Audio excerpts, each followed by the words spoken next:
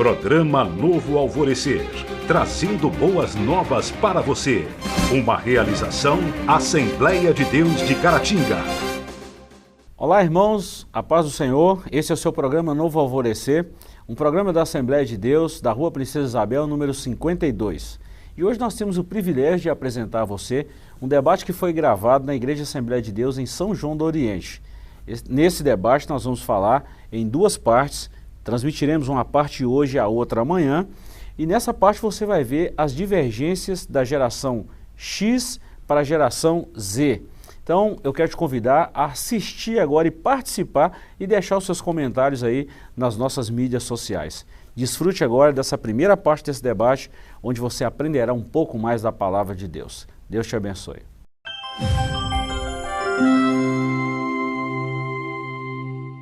Baseado nesse tema que foi proposto para nós aqui, Paulo, quando escreve aos Romanos, capítulo 12, ele usa um texto da seguinte forma: e não vos conformeis com esse mundo. E o escritor também, aos Eclesiastes, o sábio Salomão, ele falou um texto muito interessante, que uma geração vai e uma geração vem, né? E essa geração que está indo tem um determinado ponto de vista, um ponto de equilíbrio, assim como a geração que está vindo também tem um ponto de vista, um ponto de equilíbrio diferente. Pensando nisso, nós propomos um tema, Claudinei nos propôs um tema, e nós vamos trabalhar uma reflexão cristã para os dias atuais. As confluências da geração X para a geração Z. Deixa eu explicar o que é isso. O ponto de confluência de uma geração aí passada, uma geração aí que trouxe a igreja até aqui, e um ponto de vista de nós, os mais jovens, que vamos continuar o legado que a igreja, que os pastores trouxeram até aqui. Então, baseado nisso aqui, nós vamos trabalhar 4 subtópicos, ou 4 subtemas: relativismo moral e religioso, banalização da sexualidade, o perigo das redes sociais e o coletivismo mundano e secular. Então, dentro disso aí, nós vamos discorrer o primeiro tópico, que é o relativismo moral e religioso. Só para vocês terem uma ideia, o que é esse relativismo moral e religioso? É uma das maiores distorções desse século, que é o relativismo. Apregoado nas escolas, faculdades, divulgado de forma subliminar nos diversos programas de televisão, tentando passar a ideia que não existem verdades absolutas, que aquilo que é verdade para uma pessoa pode não ser verdade para outra. O grande problema é que esse pensamento não tem sentido no mundo real, pois basta olharmos ao nosso redor e veremos que, sem uma definição real das coisas, jamais poderemos viver em comunidade. Irmãos, o que é esse relativismo? O que é problema para um pode se adequar a outro. Pastor Paulino, vou direcionar essa primeira pergunta ao senhor. Como é que a geração passada via, né? Quando eu falo de geração passada, irmão, nós não estamos usando o termo pejorativo dos mais velhos, né, professor? Nós estamos falando de uma geração que aprendeu com os nossos pais, com os nossos avós, e que hoje está tendo uma dificuldade nessa transição. Então, minha pergunta é, pastor, como que a geração do senhor, como que a igreja, vamos falar 20, 30 anos atrás, trabalhava esse relativismo, e como que a igreja ensinava nesses primórdios aí das Assembleias de Deus? É o seguinte, em tempos passados, como o pastor Gilberto disse, 20, 30 anos atrás, 40 anos atrás, a gente não tinha, vamos dizer, problemas com a questão do relativismo, porque até então, 20 anos atrás, nós vamos reportar lá em 2000, e 30 anos atrás, 40 anos atrás, não é? Não se tinha tanta informação, não se tinha tanto conhecimento como tem hoje. As pessoas, então, por exemplo, hoje, a mídia, enfim, hoje qualquer coisa que você quiser saber, você vai na internet e tal, e pesquisa e assim por diante. Nesse período aí anterior, 20, 30 anos atrás, o que você ensinava na igreja estava ensinado. As pessoas até mesmo não tinham tanta curiosidade de estar procurando saber, se informar, nem até mesmo se estava certo, se estava errado. Vamos dizer, uma confiança nos pastores. Uma confiança nos pastores que, então, a gente não teve dificuldades nessa questão. Mas agora, claro que os tempos vão mudando, a cultura vai mudando, e até que chegamos, nessa questão do relativismo. Então, a questão do relativismo, principalmente para a igreja, para nós que vamos dizer que não estamos nas capitais, de repente lá chegou primeiro, mas é um problema que está chegando agora, ou de 10 anos para cá, por aí, que isso está mais acentuado. Pastor, olha bem, eu vou dar um simples exemplo para vocês entenderem melhor. Não que não estejam entendendo, mas vai dar uma clareada. Por exemplo, o que é uma caneta para mim, vou dar um exemplo, o que é uma caneta para mim, talvez para você pode ser um lápis. Isso é um exemplo de relativismo. Agora, se tratando de conceitos bíblicos, será que está certo ou errado? O que era uma doutrina bíblica, nós estamos falando de doutrina, há 20, 30 anos atrás, é a mesma coisa hoje? Ou isso já mudou com relativismo? Então é um ponto divergente, convergente, e que nós precisamos pensar nisso, como igreja do Senhor.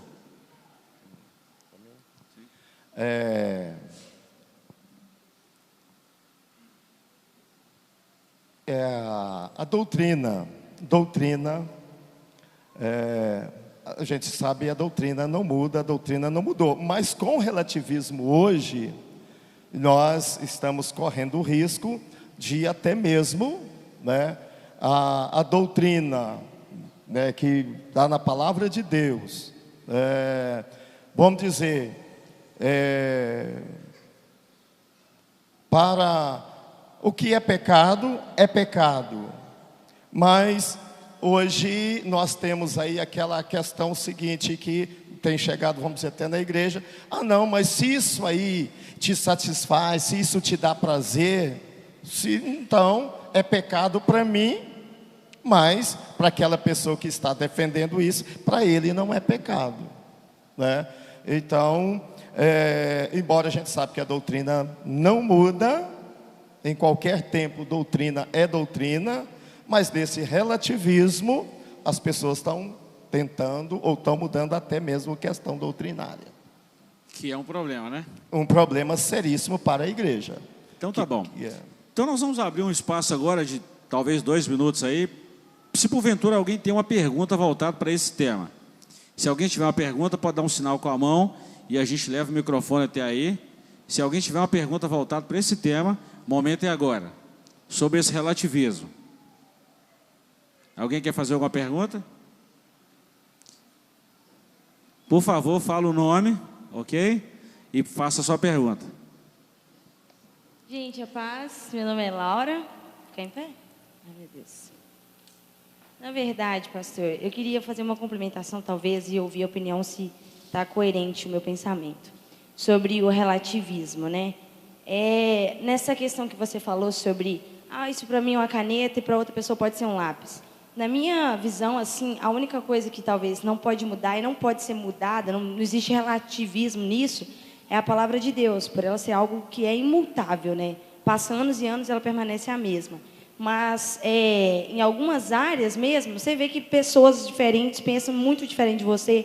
Tem também aquela questão de cultura, que para a gente aqui vê uma coisa que para a gente considerável pecado, para outro lugar pode ser que não. Então, para mim, é mais ou menos isso, assim, sabe? A única coisa que é imutável mesmo seja sempre a palavra de Deus, que é a própria doutrina. Então tá, pastor Anacleto, eu vou fazer uma pergunta para o senhor direcionada sobre isso que ela falou. Com relação a essa imutabilidade da palavra de Deus, como é que nós vemos isso? Porque hoje, com tantas versões da Bíblia, com tantas igrejas, né? Vamos falar assim, nesse neopentecostalismo que estamos vivendo, há uma pregação, professor Joás, da supergraça. Como é que nós vemos isso de acordo com a palavra de Deus, que a Bíblia não tem variação? Como é que nós enxergamos isso então em relação ao relativismo? Tudo bem, a paz do Senhor para todos. Talvez eu seja o único que precise me apresentar aqui, né? Pastor Paulinho não precisa disso, Gilberto, Jorge já esteve aqui participando, e eu tenho vindo pouco a São João do Oriente. Primeiro eu quero agradecer ao Claudinei pela oportunidade. Para o tempo aí para mim, porque eu tenho que fazer só um comentário aqui dessa questão. E agradecer ao pastor Sebastião por abrir esse espaço para a gente estar aqui. E eu não vou falar sobre a minha pessoa, mas nós estamos discutindo aqui gerações, tempo. E eu, por exemplo, talvez eu seja um dos poucos que estão aqui que peguei o tempo do baby boomers, né? Que era aquele tempo de antes de 1970, ter nascido nessa época. Eu nasci numa época antes destas expressões estarem em uso, né, dentro até da questão da sociologia hoje. Então eu nasci muito antes dessa geração X, dessa geração Y e dessa geração Z. Porque o dia que eu nasci, segundo a minha mãe, eu acabei de nascer e o Brasil estava comemorando o seu primeiro título mundial. Naquela noite, naquele dia, o Brasil comemorou o título mundial sem televisão praticamente. Porque lá na minha terra, em Santa Rita, não tinha televisão. Não tinha internet, não tinha televisão, não tinha contato. Não. Mas talvez a imagem demorava muito a chegar para dizer que o Brasil foi campeão. E isso tudo criava um clima de dificuldade tão grande, que hoje nós estamos vivendo num outro mundo. E eu dou graças a Deus por estar aqui entre vocês, porque eu conheci a igreja lá de 1975 e conheço a igreja de hoje. Eu não sou um saudosismo, um pastor preso ao passado, com saudosismo e achando que a igreja vai voltar.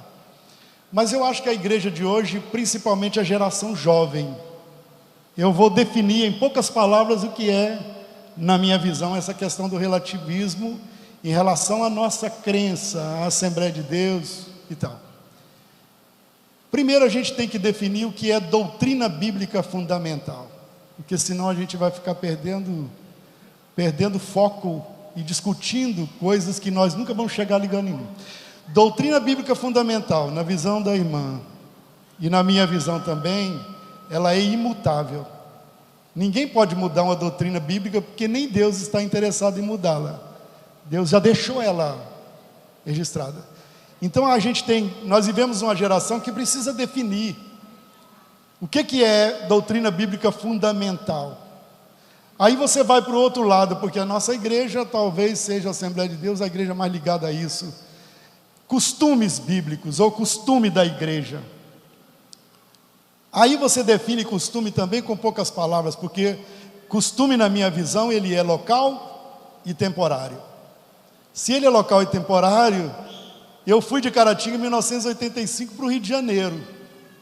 Eu cheguei no Rio de Janeiro e eu quis mudar alguns costumes que tem lá. Por exemplo, orar meia hora antes do culto. Eu cheguei, não, esse povo está desviado, vocês têm que orar meia hora é sagrado. E depois eu quebrei a cara, porque lá não tem esse costume. Mas lá também você não vê os crentes lá de Nova Friburgo na hora da oração conversando, batendo papo não, porque às vezes até ajoelhado a pessoa fica batendo papo. Lá você vê o crente assentado, o culto não começou e ele está lendo a Bíblia. Tem irmãos que utilizam esse tempo para ler a Bíblia até que o culto se organize para começar. Então eu fui entendendo aos poucos que costume ele é local, cada lugar tem o seu. Nós somos um campo, porque nós somos um campo de Caratinga. Nós temos uma diretoria, temos um presidente, temos comissões na nossa igreja, inclusive da doutrina e ética, que eu acho que eu e o pastor Paulinho fazemos parte, e acho que o pastor Sebastião também. Então nós temos a igreja que ela tem condições de de definir esses assuntos. Costume, ele é local e ele é temporário. Ele é local porque cada lugar tem o seu, e ele é temporário porque ele muda com o tempo.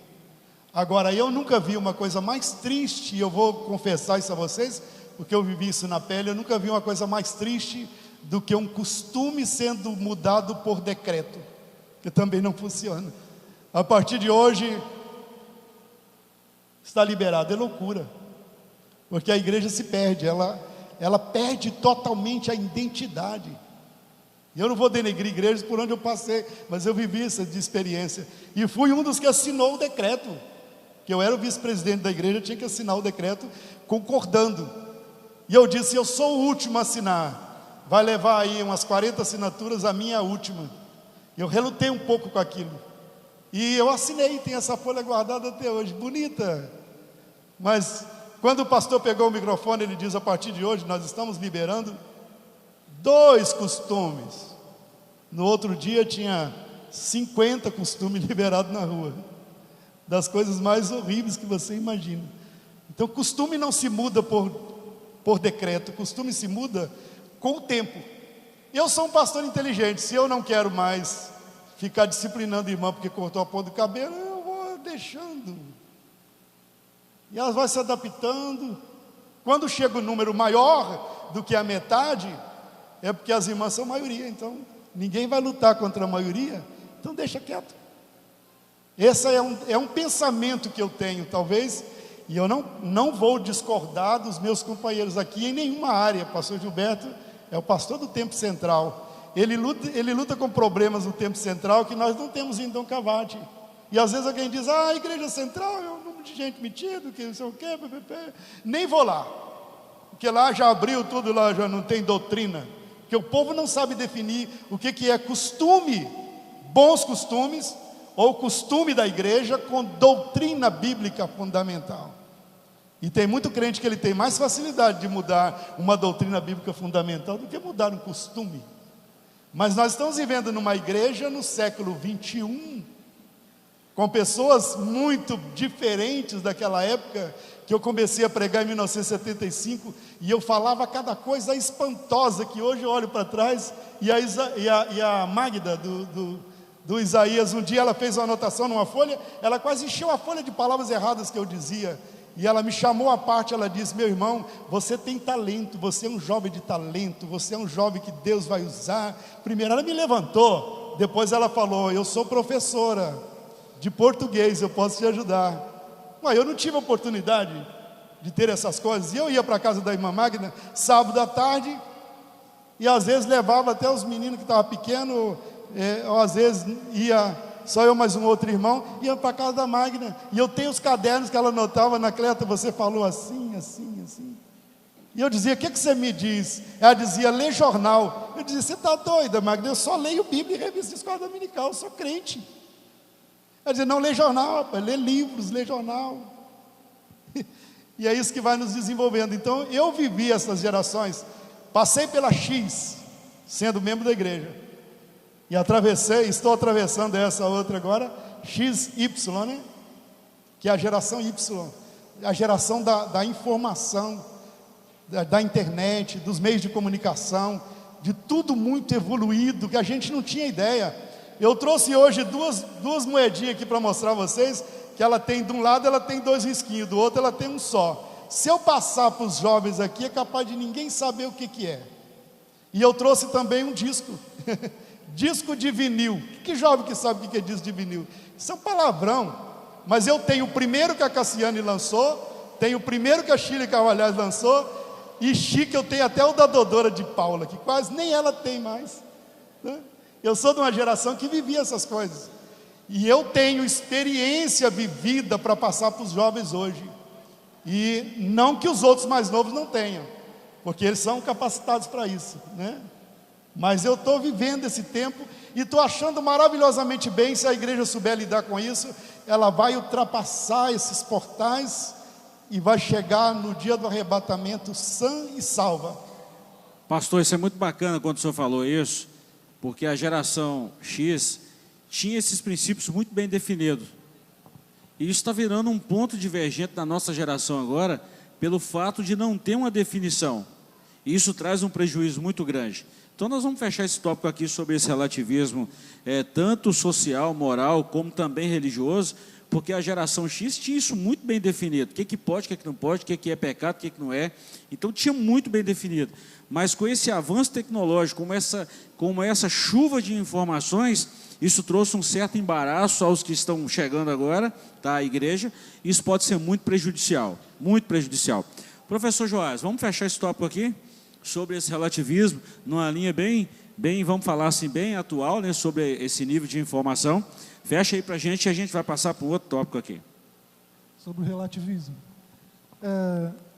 Eu acho que o que tem que ser entendido sobre o relativismo, do nosso ponto de vista, né, nós que somos igreja do Senhor, né, como a irmã Laura comentou, né, a gente tem a verdade à nossa disposição, né? Então, na dúvida, a gente vai buscar a verdade aonde ela está, né?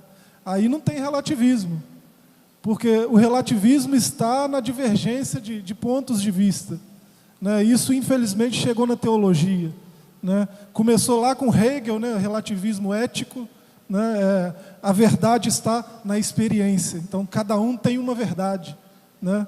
Depois isso veio para a filosofia, né, para a sociologia. A verdade veio com Kant, a verdade moral, né? Isso é ruim, é pecaminoso, é desprezível para você, mas para mim não tem problema. Então aí piorou o relativismo, né? Ele saiu do campo da ciência, né? É relativo, a verdade é relativa, né? Uma experiência é relativa. E agora a moral também é relativa, então a verdade também é relativa, e chegou na teologia, infelizmente, né? Com a teologia liberal, né? Isso tudo aqui é historinha, metade disso é contos inventados, né? Com motivos, cada um com um motivo diferente, e infelizmente chegou na teologia. E na teologia não deve haver relativismo. E acontece o relativismo porque a gente vê os teólogos discutindo coisas que ninguém está interessado em saber, né? A teologia é um estudo que nasceu para mostrar a verdade, tornar a verdade do Evangelho popular, acessível, né? Mas infelizmente os teólogos, a teologia hoje, ela está respondendo perguntas que ninguém fez. Ninguém está interessado em saber sobre calvinismo, sobre arminianismo, sobre, né, nada disso, né? Supralapsarianismo, infralapsarianismo, isso é bobagem, né? Ninguém está interessado em saber isso, ninguém fez essas perguntas. E nós, teólogos, estamos respondendo o tempo todo perguntas que ninguém fez, né? Aí a verdade ficou relativa até na igreja, né? O pastor trouxe o exemplo da caneta, né? Se você analisar essas filosofias, né, de Hegel, de Kant, né, e analisar o que esses homens disseram, né, sobre esse relativismo, né, relativismo ético de Hegel, relativismo moral de Kant, e o relativismo dos teólogos liberais, se você olhar para a caneta e falar que é uma lapiseira, que é um lápis, né, você pode achar que é um lápis, mas a verdade sobre a caneta vai dizer ninguém melhor do que quem fez a caneta para dizer. Você pega o sujeito que fez a caneta, você vai saber se é uma caneta ou se é um lápis ou o que é aquilo, né? Então, na dúvida, vai para a verdade. A verdade é acessível, né? A verdade está aqui, é acessível para todos, né? Então, se eu quero saber a verdade, eu tenho que ir buscar a verdade no lugar certo. Aí não tem relativismo. E eu quero concluir a minha participação lendo a verdade, né? Está em 1 Crônicas, capítulo 16.